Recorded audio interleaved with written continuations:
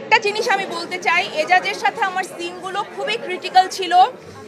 আমি যদি এজাজকে বিশ্বাস করতে না পারতাম, আমি যদি ওর সাথে কমফোর্টেবল না হতাম, আমি সিনগুলো ঠিক করে করতে পারতাম না। সো এজাজ শুধু একজন ভালো অভিনেতা না, সে একজন ভালো মানুষ, ভালো কো আর্টিস্ট, যার জন্য আমাদের সিনগুলো মানুষ এত পছন্দ করছে। Thank you Ejaz. সবাইকে আসলে অসংখ্য ধন্যবাদ। আজকে আপনারা সবাই সিনেমাটা দেখেছেন, আমার মিডিয়ার যত কাছের মানুষ আছে তারা এসেছে, মিডিয়ার বাইরের মানুষরা এসেছে।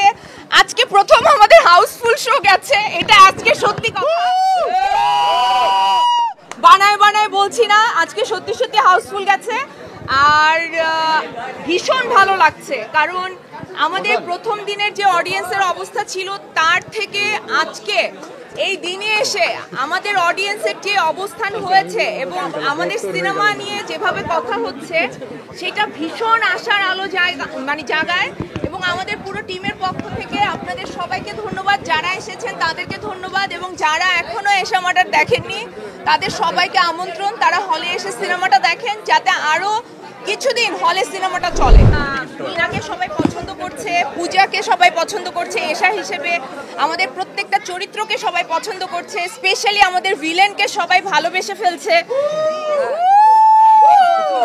সো এত স্মার্ট ভিলেন, মানে এত সুন্দর একটা ভিলেন আসলে ইন্ট্রোডিউস হলো ইন্ডাস্ট্রিতে, খুব ভালো লাগছে।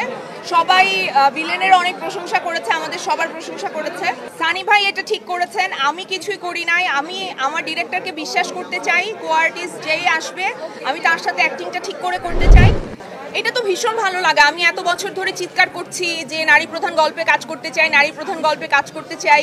সো রেহানা থেকে শুরু করেছি, আমি চেষ্টা করে যাচ্ছি আমার মিশনে থাকতে। এরকমও না যে আসলে সবসময় আমি প্রোটাগনিস্ট ক্যারেক্টারই করব, বাট আমি ভীষণ কমপ্লেক্স ক্যারেক্টার পছন্দ করি। আমাকে যত কমপ্লেক্স ক্যারেক্টার অফার করা হবে, সেটা রোম্যান্টিক হতে পারে, অ্যাকশন ফিল্ম হতে পারে, কমেডি হতে পারে, আমি সব করতে চাই, বাট সেটা ডেফিনেটলি কমপ্লেক্স হতে পারে। এবং ফারুক ভাইকে আমি বলেছি একটা ভূতের ফিল্ম বানাতে, যেটাতে আমি অভিনয় করব। এখন এটা ফারুক ভাইয়ের দায়িত্ব, আমাকে আমার খুব ইচ্ছা ভূত সাজার। সো আমার ধারণা আমি এটা খুব ভালো করব। এখন ফারুক ভাইকে আমি এটা রিকোয়েস্ট করেছি আমি নিজে থেকে। সবসময় তো চেষ্টা করে যাই আমরা কো আর্টিস্টরা, যেভাবে আসলে ঝাঁপিয়ে পড়ে মানে এই সিনেমার প্রমোশন করেছি, আমার মনে হয় না যে কোনো চলচ্চিত্রের জন্য কোনো টিম এইভাবে করেছে। আমি রেহানার জন্য করেছিলাম, তো অনেক সময় কৃতজ্ঞতা প্রকাশ করলে ভালো লাগে, অনেক সময় কৃতজ্ঞতা প্রকাশ করে না, অনেকেই আছে যারা কৃতজ্ঞতা প্রকাশ করে না, প্রকাশ করতে চায় না, বাট সানি ভাই করেছে, এটার জন্য তার কাছে আমি গ্রেটফুল।